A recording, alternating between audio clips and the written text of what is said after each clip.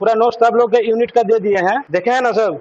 Sir देखें sir, उसमें सब मिक्स है सर आपका। टोटल यूनिट का आपका वर्क से लेकर जैसा जैसा आपका सिलेबस में है, वर्क से लेकर फ्रिक्शन से लेकर एनर्जी से लेकर पावर तक हाँ और सर। टॉपिक आपका उसमें है। लेकिन सर फ्रिक्शन का हमको लग टाइम रहा है डिफिनेशन थोड़ा सा समझ लेते हैं, पावर क्या होता है एक एग्जाम्पल के साथ समझ लेते हैं, अच्छा रहेगा, कंसेप्ट क्लियर हो जाएगा। ये जो पावर है वो क्या है, या तो डेफिनेशन सिंपल सा हम जानते हैं, power is defined as the rate of doing work, ये भी लिख सकते हैं, नहीं तो ये एग्जांपल से भी लिख सकते हैं, द टाइम रेट, रेट जब भी आ गया तो at which work is done by force, force और energy transfer by an object, किसी ऑब्जेक्ट को फोर्स या एनर्जी लगा के कितना समय में कितना काम किया है, उसी को हम पावर कहते हैं। कुछ भी ऑब्जेक्ट रहेगा, सेज मशीन का ऑब्जेक्ट, जस्ट मशीन का ऑब्जेक्ट दूसरा माना जाए तो, यानी किसी ऑब्जेक्ट को फोर्स या एनर्जी लगा के कितना समय में कितना काम किया है, उसी को हम पावर कहते हैं। तो एक एग्जांपल के सहारे हम पावर को डेफिनेशन करेंगे। Power is equal to work done upon time taken, जितना हम काम किए हैं आ रेट ऑफ टाइम, टाइम के साथ डिवाइडेड कर देंगे तो वो पावर आ जाएगा। मान लीजिए एक आदमी, दो आदमी लेते हैं, ज्यादातर आप लोग शॉपिंग मॉल करते हैं ना, हाँ या ना बताइए? ज्यादा सर नहीं, कभी कभी ज्यादा। कभी कभी ठीक है।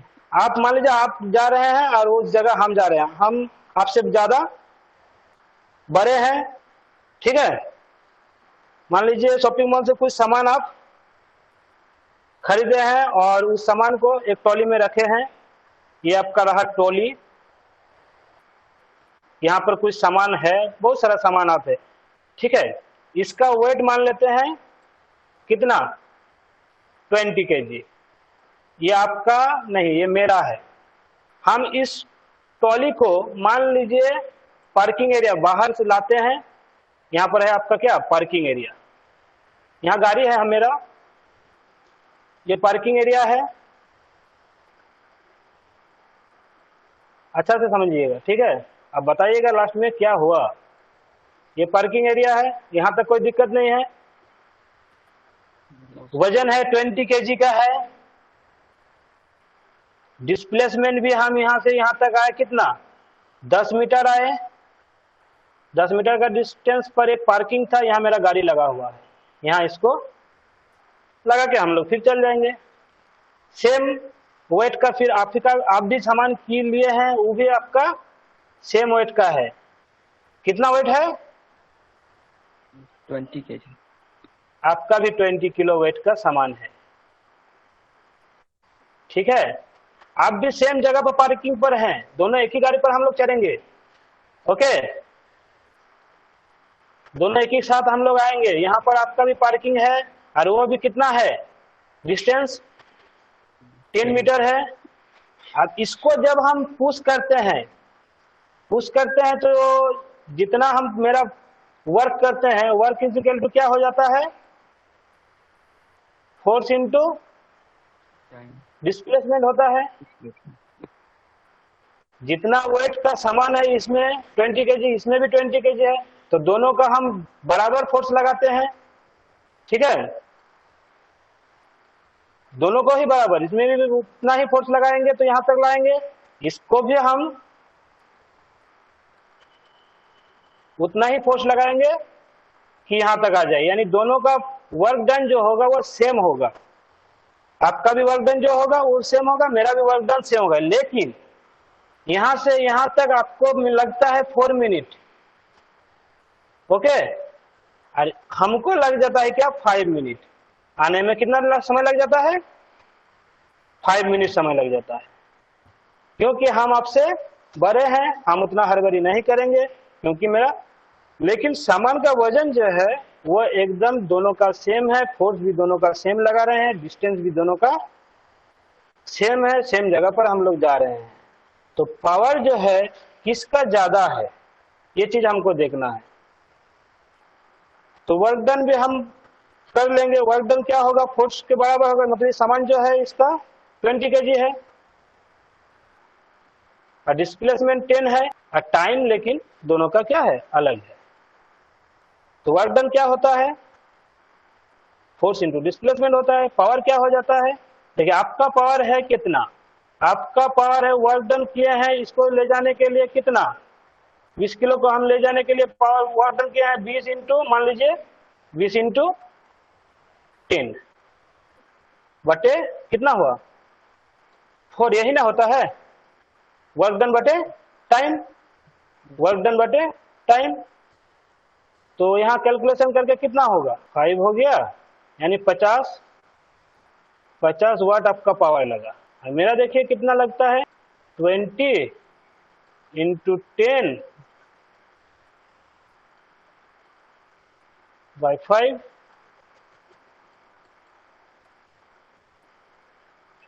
चौका 20, यानी मेरा हो गया 40।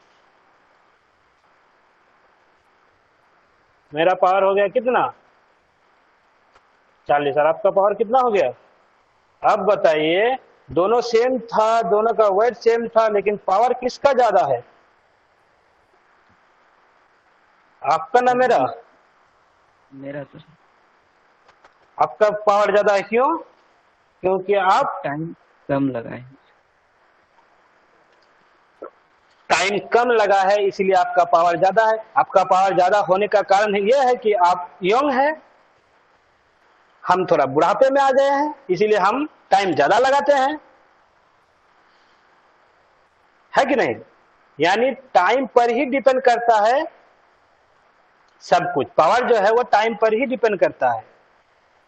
अगर मान लीजिए आप और भी दौड़ के ले जाते और हम तो दौड़ नहीं पाते, तो मेरा पावर क्या है ऑलरेडी कम है आपसे, क्योंकि आप दौड़ रहे हैं, नहीं समझे। उतना ही किलो वजन लेकर आप दौड़ रहे हैं, लेकिन हम उतना ही किलो वजन लेकर हम नहीं दौड़ पा रहे हैं, मतलब क्या, मेरा पावर कम है, आपका पावर क्या है ज्यादा है, यही हो गया आपका पावर। पावर ऑलरेडी डिपेंड करता है टाइम के ऊपर, टाइम जैसे होगा पावर उसको कैलकुलेशन में आ जाएगा। यहां तक किसी का दिक्कत है, पावर समझ में आया। Yes sir. अब और भी इमेजिन कर सकते हैं दूसरा भी चीज लेकर, पावर कैसे कैसे ही कर सकते हैं, आगे जाके और भी क्लियर हो जाएगा।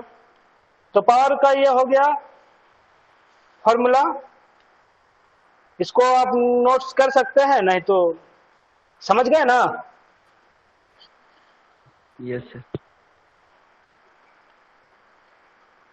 तो जैसे कि वर्क में था पावर इज वर्क, एनर्जी में भी था, वही इसका भी है पावर। एक क्या है स्केलर क्वांटिटी है, और खैर पावर का डायमेंशन यहां से आ जाएगा वर्क अपन time, work done upon time. Work का तो हम लोग बारी बारी से याद हो चुका होगा, ml square T to the power -2, और t है यहाँ नीचे, इसका डायमेंशन भी क्या होगा ml T to the power -3। यहाँ तक कोई दिक्कत है, डायमेंशन निकालने भी आप लोग को हम बता दिए हैं, यहाँ तो खैर क्लियर लिखा हुआ है वर्क का। और वर्क का भी आप कैसे निकालेगा, फोर्स इंटू डिस्प्लेसमेंट, उसी तरह निकल जाएगा। मतलब कहीं भी आप लोगों का हम बता रहे हैं, आप लोग का फिर हम आज जिस चीज को डायमेंशन भी शायद हो सकते तो दे देंगे, कैसे निकाला जाता है, कैसे कैसे होता है। कभी कॉन्सेप्ट अगर आप लोग के दिमाग में आ गया तो डायमेंशन के लिए भी आपको कभी दिक्कत नहीं हो, लेकिन उसका डेफिनेशन आपको होना चाहिए। हर चीज का डेफिनेशन अगर हो जाएगा तो डायमेंशन भी हो जाएगा, यूनिट भी हो जाएगा। यहाँ तक किसी का दिक्कत है, तो पावर हम समझ गए, अब उसका डायमेंशन भी समझ गए, ml square T to the power minus, unit देखिए यूनिट जूल पर सेकेंड, कैसे यूनिट आया जूल पर सेकेंड। वर्क का क्या होता है, वर्क का क्या होता है, work is equal to, work का यूनिट क्या है बताइए भाई। हाँ, RT का सेकंड हो गया, तो वर्क पावर का यूनिट क्या हो गया जूल पर सेकंड, और जूल पर सेकंड को ये हम क्या कहते हैं वाट कहते हैं। ओके, वाट क्यों कहते हैं, इसका एक बड़ा रहस्य है कि जूल पर सेकंड को ही हम वाट क्यों कहते हैं, क्योंकि वाट बोल के जो साइंटिस्ट था उन्होंने पावर के बारे में बहुत सारा काम किया था, यानी उसका फेवरेट ही है पावर चैप्टर। तो पावर चैप्टर में जब देखा कि जूल पर सेकंड, जूल किसी वैज्ञानिक का नाम आ रहा है, हम इतना काम कर रहे हैं, मेरा नाम क्यों नहीं आया?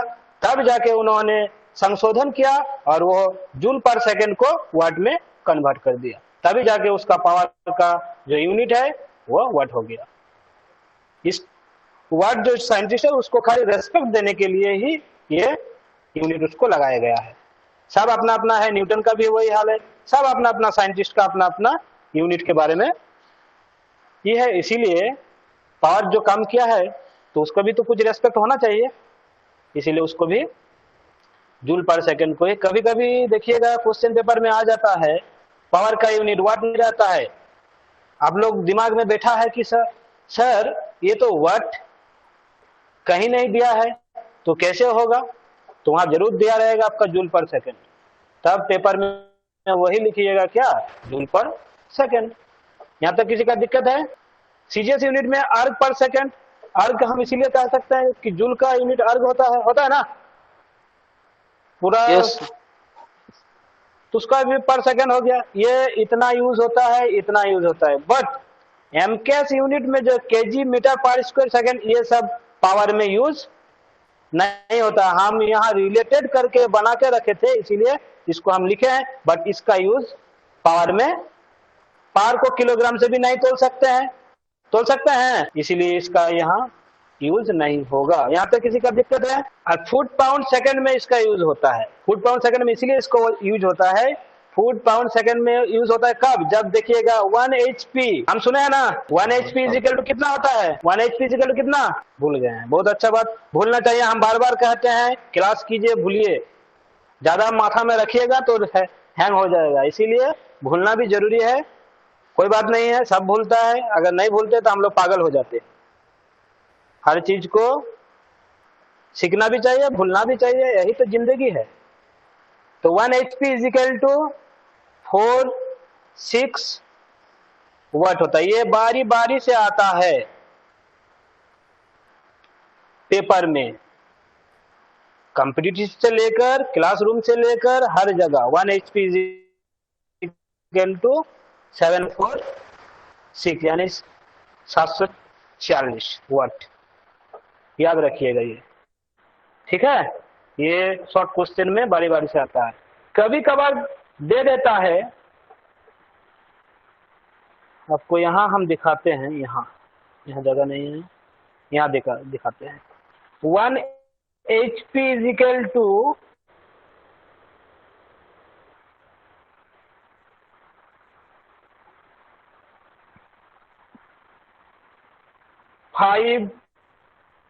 550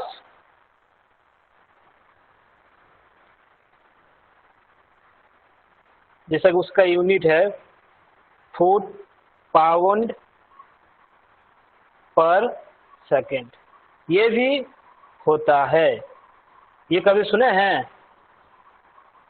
नहीं सर। ये भी होता है, ये भी सही है।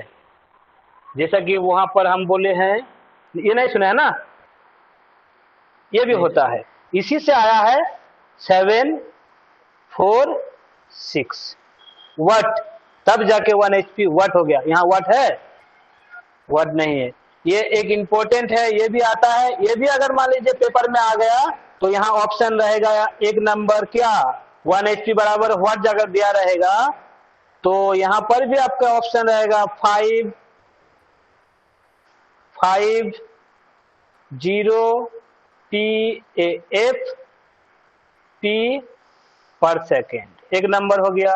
दूसरा नंबर पर ऑप्शन रहेगा आपका 450 F foot pound per second. तीसरा नंबर पर आपका ऑप्शन रहेगा 640 फुट पाउंड पर सेकेंड, और एक और रहेगा नॉन ऑफ दिस।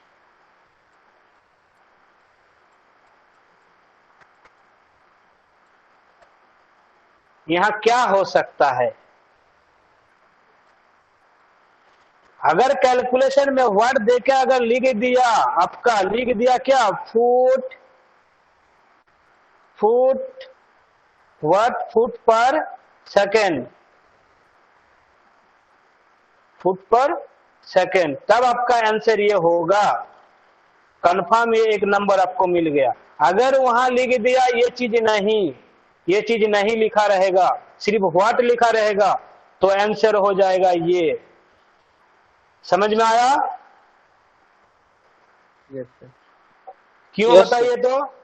क्योंकि वहां ऑलरेडी नहीं लिखा है कि फुट पाउंड पर सेकेंड, इसीलिए व्हाट लिख दिया है, क्योंकि ये कोई नहीं होता है। क्योंकि हम यहाँ पर जिक्र नहीं किया है कि फुट पर सेकेंड में है या व्हाट में है, इसीलिए नॉन ऑफ दिस आंसर हो जाएगा। इस तरह का कंफ्यूजन वाला भी क्वेश्चन आप लोगों को मिलेगा। अगर यहाँ नहीं मिलेगा तो कभी भी रेलवे वगैरह में एग्जाम देने जाइएगा, वहां पर इस तरह का कंडीशन आएगा। तो हम लोग अब क्या जाने? पहले तो जाने 1 HP इजिकल टू इतना व्हाट, फिर हम जाने क्या 1 HP equal to 550 foot pound per second, per second, दो गो जाने। अब कैसे होता है ये चीज थोड़ा सा देखिए, कैसे होता है कि ये वाट में कैसे आता है, कोई बता पाइएगा या ना? कुछ तो बोलिए। हम कुछ नहीं बोलेंगे, हम तो जानते हैं फिजिक्स, फिजिक्स एक ऐसा चीज है कि भूलना भी चाहिए। प्रैक्टिस नहीं करिएगा तो कभी कुछ नहीं आपको दिखेगा कि ये बन गया, ये तो बन जाएगा, न्यूमेरिकल ये भी बन जाएगा, लेकिन नहीं बनेगा। जब तक कि आप प्रैक्टिस ना करें, उसके ऊपर चर्चा ना करें, तब तक नहीं बनेगा। और एक चीज आप लोग को याद करवा रहे हैं आज, 1 HP इजिकल टू 7 4 6, ये चीज बार बार इसीलिए लिख रहे हैं कि आप लोग का दिमाग में आ जाए और आप लोगों को एक नंबर आप लोग को मिल जाए, और आगे जाके ये बहुत काम आएगा। इसको हम जानते हैं। और 1 HP equal to 550 feet pound per second, ये चीज जानते हैं। तो देखिए यहाँ पर हमको करना क्या है, वाट के वाट जो है इस रिलेशन को लाने के लिए क्या क्या करना पड़ेगा, थोड़ा ध्यान दीजिए। इस रिलेशन को लाने के लिए क्या करना पड़ेगा? या तो न्यूटन मीटर पर सेकेंड, एक नंबर क्वेश्चन, ध्यान दीजिए। वाट लाने के लिए ये भी करना पड़ेगा, हाँ या ना? न्यूटन मीटर को हम जूल भी कहते हैं, जूल कहते हैं, joule per second equal to watt, ये भी होता है। वाट का कंडीशन देखिए, newton metre per second equal to watt,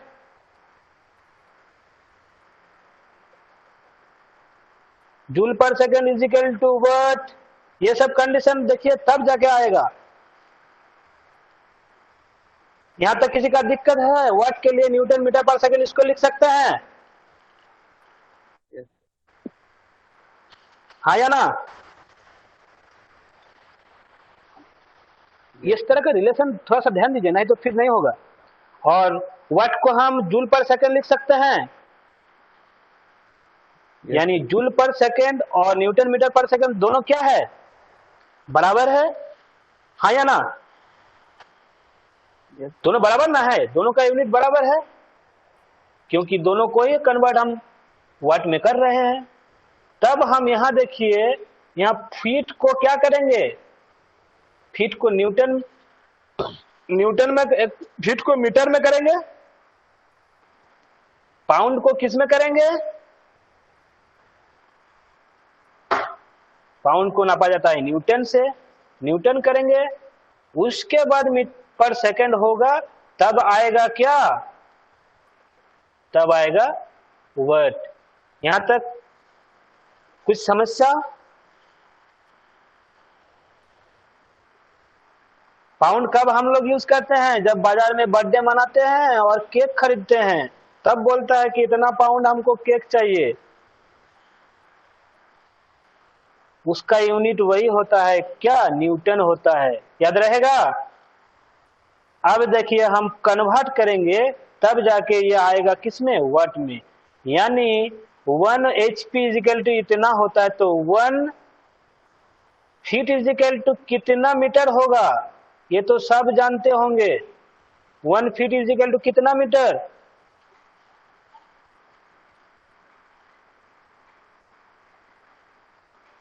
metre में। हाँ, मीटर में। यानी 1 मीटर करने के लिए शायद 3 से कुछ ज्यादा फुट जरूरत होता है।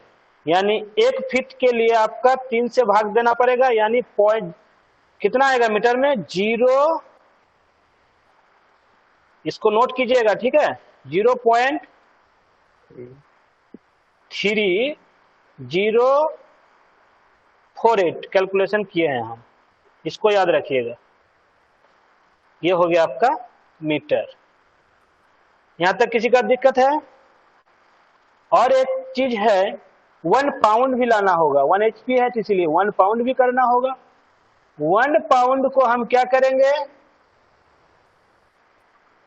1 पाउंड बराबर कितना होता है, इसको याद रखिएगा, ये दिया हुआ है फिजिक्स बुक में, 4.448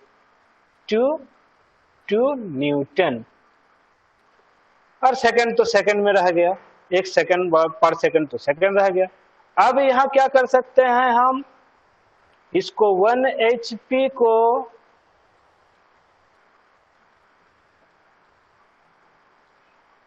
टोटल से मल्टीपल है, यहाँ यह भी मल्टीपल है, यहाँ भी मल्टीपल है, टोटल मल्टीपल है, यानी 5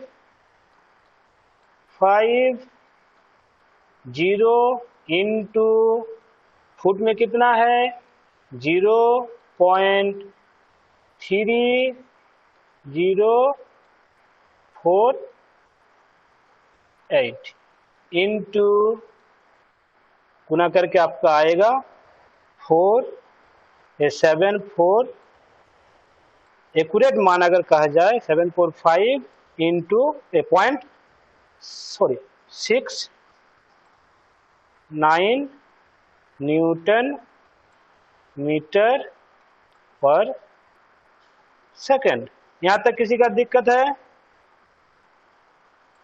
न्यूटन मीटर पर सेकंड लगभग हमको अप्रोक्सीमेट वैल्यू तब हम लिख सकते हैं कितना? 4746 जूल भी। एक बार जूल को जिक्र कर देते हैं, जूल पर सेकेंड, और एक बार इसको हम यहाँ 746 वाट कर सकते हैं। एप्रोक्सिमेट वैल्यू यानी लगभग इतना होगा। देखिए किसी का कुछ प्रॉब्लम है यहाँ?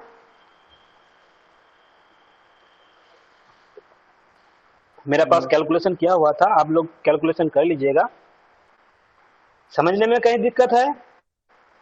सिर्फ आपको याद रखना है ये 2 चीज। फुट तो आप लोग निकाल सकते हैं आराम से, ये तो बोली चाली लैंग्वेज में है, हर रोज यूज भी करते होंगे, फुट के बारे में जानते होंगे।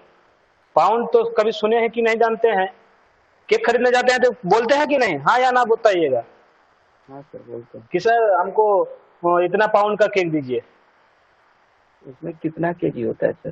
केजी में करेंगे तो 1 पाउंड में। केजी में कन्वर्ट करना है तो न्यूटन को फिर केजी में कन्वर्ट कीजिए, केजी में आता है।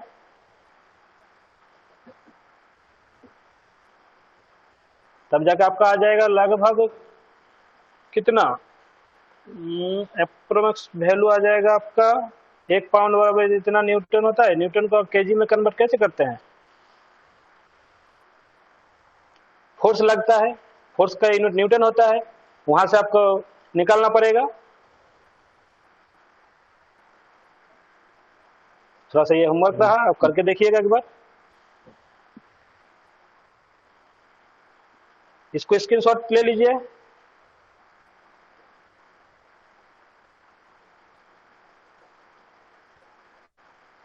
अब इसको इसीलिए बनाएं कि आपको दिमाग में रहे कि 746 वाट होता है 1 HP। कैसे होता है एक नंबर, दूसरा नंबर बहुत सारा आदमी भूल जाते हैं बनाने के लिए, और कैसे हो जाता है newton joule metre, newton metre per second square. Pound का भी यूनिट, यहाँ बहुत सारा यूनिट भी आपको याद रह जाएगा। फुट का मीटर होता है, ये भी याद है, रह जाएगा, इसीलिए इसको बना। ये बहुत ही इंपॉर्टेंट है। चले बड़े आगे। इसको शायद नहीं दिया है, आज सुबह सुबह हम इसको थोड़ा सा ध्यान में रखे थे इसीलिए बनाए थे, शायद नोट्स में नहीं होंगे।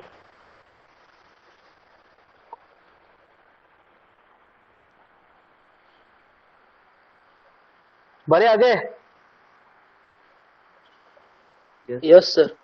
बोलिए भाई, कुछ प्रॉब्लम? बहुत सिंपल लैंग्वेज, क्लास 8-9 का लैंग्वेज से हम आपको करा रहे हैं। यहाँ तो दिक्कत नहीं होना चाहिए। आई होप कि आप लोगों को दिक्कत नहीं होना चाहिए। सब लगभग स्टूडेंट्स साइंस से भी बिलोंग करते होंगे, है कि ना? क्योंकि इंजीनियरिंग में आए हैं, थोड़ा सा ये भी ध्यान में रखना पड़ेगा, फीट क्या होता है, पाउंड क्या होता है, सब तरह का ध्यान। डिप्लोमा जब तक यही सीजन है फर्स्ट ईयर में, एक साल आप इस तरह का पढ़ सकते हैं, फिर आगे जाके आप लोग ज्यादातर प्रैक्टिकल, ज्यादातर इंजीनियरिंग लेवल में चल जाएंगे। कोई कंप्यूटर में तो कोई कंप्यूटर में जाइएगा, कोई सिविल में है तो सिविल में जाइएगा, कोई मैकेनिक में है तो मैकेनिक में जाइएगा, कोई इलेक्ट्रिक है तो इलेक्ट्रिक में जाइएगा। लेकिन थोड़ा सा बेसिक चीज यहाँ आपको देखना है, अप्लाइड फिजिक्स। ठीक है, ये है ना?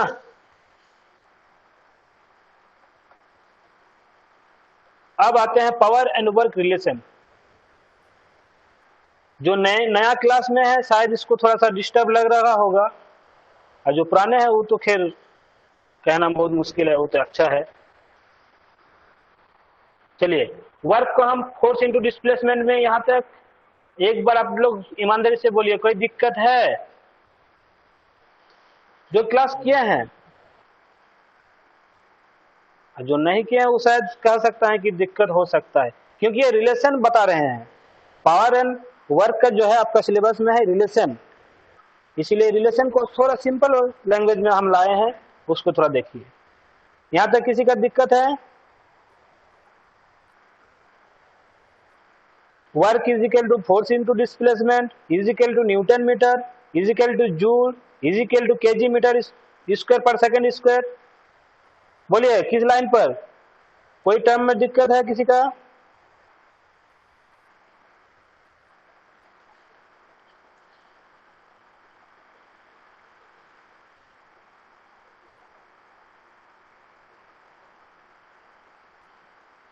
किसी भी प्रकार का कोई दिक्कत, समस्या? हाँ बोला जाए। जी लिखे हैं सर, वो जी लिखे हैं, एन जी एम कहाँ? इक्वल टू 9 है, ये जी है सर। कहाँ? एन यहाँ एम इक्वल टू, कौन? हाँ उसके बाद force into N M, displacement, yes sir, N M newton metre okay, is equal to joule, और जे है, अच्छा जे है, जे है। यहाँ तक कोई समस्या? Is equal to KG metre square per second square, ये सब यूनिट है। कोई समस्या है? नहीं सर। हाँ। फिर आइए, रिलेशन जब बताए हैं तब पावर का भी देख लेते हैं। रिलेशन क्या कहता है? Power is equal to work done upon time होता है। तो वर्क, यहाँ वर्क डन क्या लिखा है? एफ इंटू डी, यहाँ एफ इंटू डी बैठा दिया है। यहाँ तक किसी का समस्या है? एफ को हम बाहर कर दिए हैं और डी अपन टी लिख दिए हैं। D upon T equal to क्या होता है? पहले भी हम बहुत बार बता चुके हैं, velocity displacement with respect to time is called velocity. यानी यहां लिख सकते हैं एफ डॉट भी लिख सकते हैं, यहां v is equal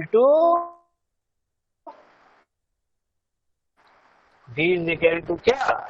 D upon T. कोई समस्या?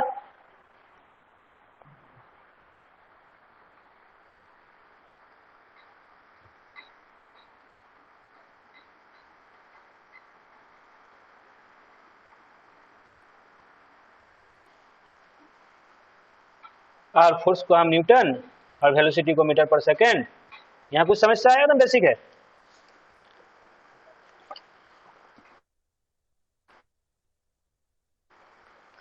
तब न्यूटन मीटर पर सेकेंड, यहाँ सिर्फ जूल था, अब न्यूटन मीटर हो गया क्या, जूल में आ गए हैं, और पर सेकेंड हो गया, तो पावर का यूनिट क्या हो गया, जूल पर सेकेंड। वर्क का यूनिट क्या हो गया, जूल हो गया, और kg metre square second to the power 3, क्योंकि इसका ऑलरेडी एक यूनिट में है ही, joule per second is called what, यानी वर्क एंड पावर का जो रिलेशन है, ये आपका प्रॉब्लम कुछ वर्क पावर रिलेशन पूछ भी सकता है पेपर में, वर्क एंड पावर का रिलेशन। तो आपको ये सी दो वर्क का डेफिनेशन भी लिख सकते हैं, पावर का भी डेफिनेशन लिख के कर सकते हैं, न्यूमेरिकल एंगल से भी कर सकते हैं। प्रॉब्लम? जगन्नाथ माझी न्यू कैंडिडेट है, जगन्नाथ माझी। संदीप, संदीप, संदीप बोलिए। समझ पा रहे हैं? आज तो मेरा पहला दिन है ना, तो थोड़ा सा दिक्कत हो रहा है समझने में। ठीक ठीक ठीक ठीक है, लगे कंटिन्यू क्लास कीजिए। एग्जाम है आपका 4 तारीख से, रूटीन शायद सर्कुलेट हाँ, कर दिए होंगे, बिल्कुल। शेड्यूल दे दिए हैं। ठीक है, ठीक।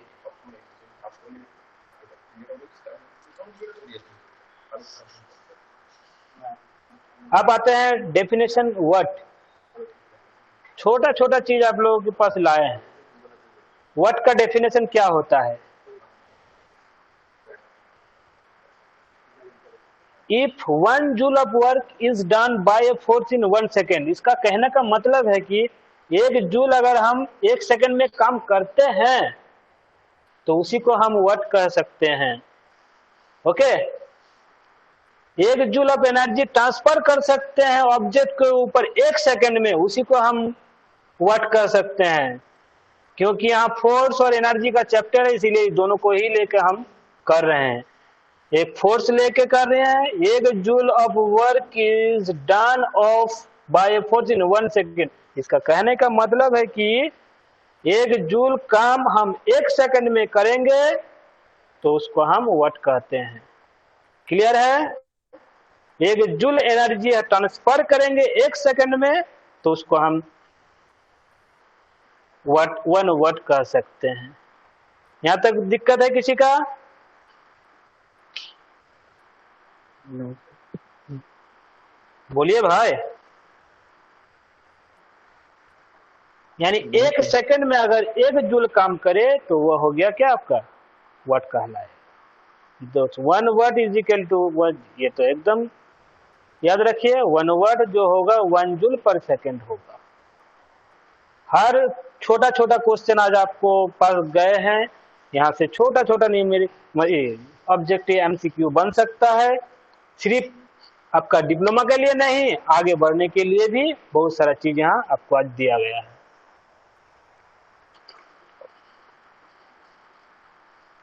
चलिए, डेफिनेशन हो गया, रिलेशन हो गया, आपका सिलेबस आपके लोगों के पास है, सबके पास। Power and its unit, power and work relationship, अब कैलकुलेशन ऑफ पावर, और एक चीज बचा है कैलकुलेशन ऑफ पावर। पावर कैसे हम निकालते हैं? पावर इज इक्वल टू क्या होता है? Work done upon time. ये अगर एक निकाल लेंगे तो छोटा छोटा न्यूमेरिकल भी हो जाएगा, जो न्यूमेरिकल आपको प्रोवाइड कर दिया जाएगा। अभी थोड़ा सा एक न्यूमेरिकल हम देख लेते हैं, ठीक है? अपने से बनाइए।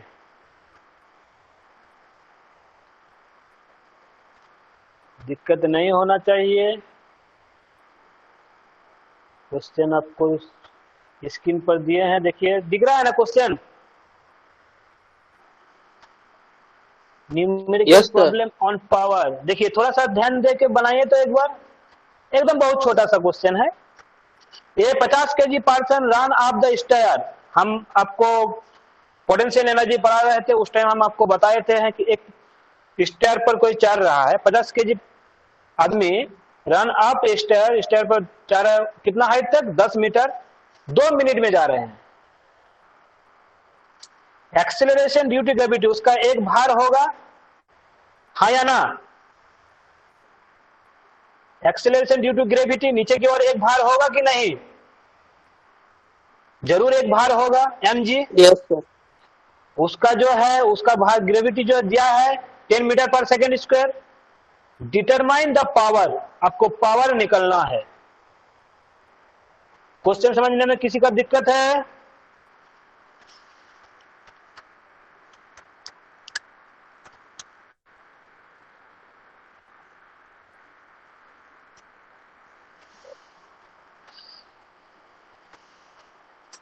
कोशिश किया जाए, कोशिश कभी नहीं छोड़ना चाहिए। पहले तो स्टेयर पर जा रहे हैं, इसका मतलब उसका पोटेंशियल एनर्जी निकालेंगे, और जब भी पोटेंशियल एनर्जी निकालेंगे तो वर्क डन हो जाएगा कि पोटेंशियल एनर्जी वर्क करता है, यानी वो हो गया क्या आपका वर्क। कभी भी पोटेंशियल एनर्जी को भी हम वर्क से डिनोट करते हैं, काइनेटिक एनर्जी को भी हम वर्क से डिनोट करते हैं, क्योंकि सब काम कर रहा है। तो वर्क वहां से निकल जाएगा, यानी पोटेंशियल एनर्जी जब भी निकल जाएगा वहां वर्क निकल जाएगा, और वर्क जब निकल जाएगा फिर उसको समय से डिवाइडेड कर दीजिए, पावर निकल जाएगा।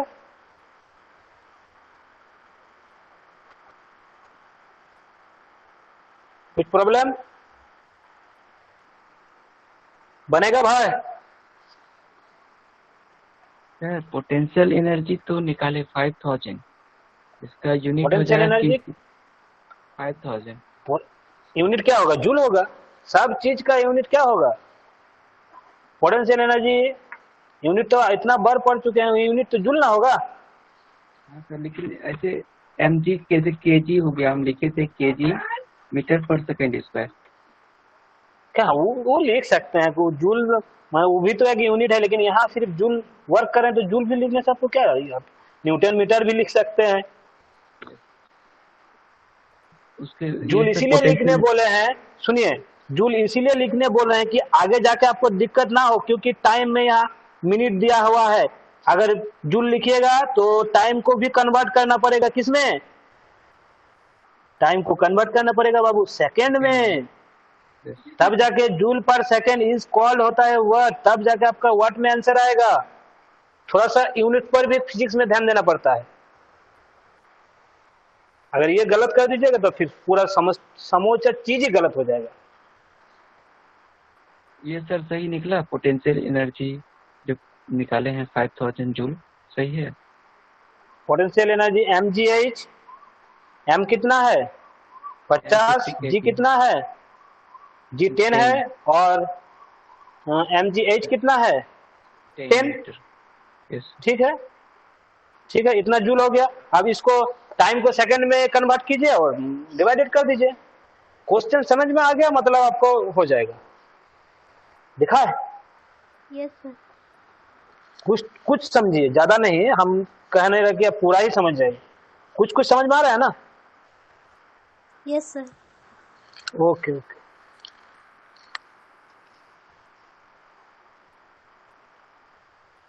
यहां तक ओम प्रकाश आया था, ठीक आया था ना? यस सर, 125 अब बाय इस 3 है। यहाँ इतना आंसर आया आपका? 125 3 से डिवाइड कर रहे हैं, 3 3 4। यस सर, ठीक, आ जाएगा आ जाएगा आ जाएगा आ जाएगा। जूल पर सेकंड हो गया। अब इसको हम वर्ड भी लिख सकते हैं। न्यूमेरिकल आपको दे देंगे, ईमानदारी से बनाइएगा, नहीं बनेगा बहुत अच्छा, लेकिन ईमानदारी से बनाइएगा, ठीक है? जितना ईमानदारी से बनाइएगा उतना ही आगे के लिए आपका अच्छा रहेगा, क्योंकि अब तो नेट का जमाना है, अब चाहे तो भी बना सकते हैं खोज खाज के, लेकिन ईमानदारी से बनाने से क्या, आपका जो शिक्षा है वो आपको अच्छा तरह से मिल रहा है। एक कॉमन सेंस का बात है, पावर वाला जो हम पढ़ रहे हैं, जैसे कि हम लोग घर में यूज करते हैं, बहुत सारा बल्ब यूज करते हैं ना, तो उसमें आपका क्या दिक्कत रहता है? जैसे कि 100 वाट का बल्ब बाजार से खरीदते हैं, नहीं तो छोड़िए, अब 100 वर्ड सबका बंद हो गया है, उसको हटा दीजिए। 14 वर्ड और 9 वर्ड। देखिए इसका मतलब क्या है, आपको कैलकुलेशन में आएगा, जब भी आप बिजली वाला काम कीजिएगा तब आपको कैलकुलेशन करने में सुविधा होगा। 1 सेकेंड में आपका जो 14 वर्ड का है वो 1 सेकेंड में कितना वो जूल खत्म करता है? 14 जूल खत्म करता है। और 9 वर्ड वाला बॉल जो है वो 1 सेकेंड में कितना जूल खत्म करता है? 9 जूल खत्म करता है। इसको याद रखिए। जैसे कि मान लीजिए ये 5 सेकेंड चला, 14 वर्ड वाला बॉल 5 सेकेंड चला और 9 जूल वर्ड वाला 5 सेकेंड चला, तो आपका बिजली किस में कम होगा?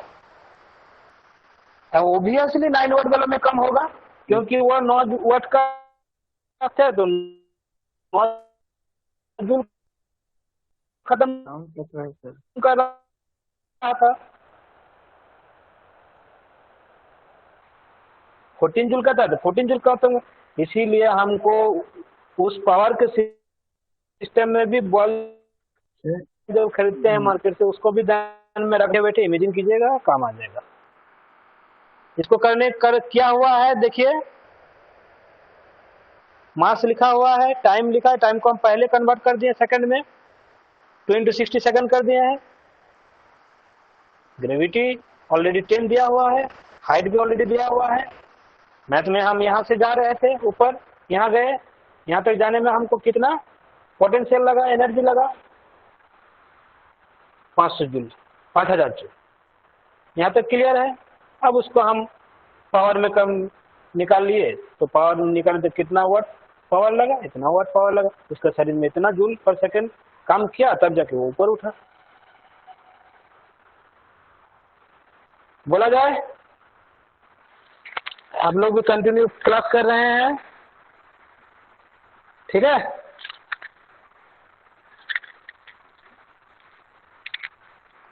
सभी को चाहेंगे कि सब अच्छा से रहिए।